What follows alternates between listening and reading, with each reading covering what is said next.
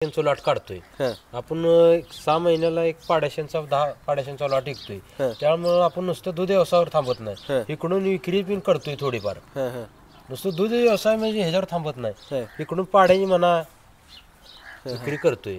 त्यामुळे आपल्याला जरा म्हणजे कोणीकडे नाही कोणीकडे थोडंफार प्रॉफिट राहते.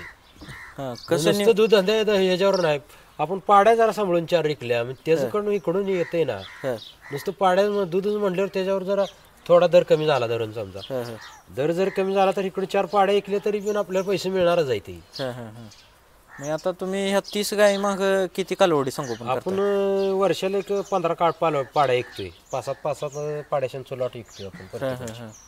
दोनदा विकतोय lot. म्हणजे गोटा फायद्यात येण्यासाठी हा, नुसतं दूध नुसतं दुधावर बसून चालत नाही, हा, हा. त्याला विक्री पण करावं लागते. हा, हा. म्हणजे पाड्याची म्हणा गाईची म्हणा हा. गोट्यातनी विक्री झालीच पाहिजे, नुसतं दूध व्यवसायावर बसून चालत नाही.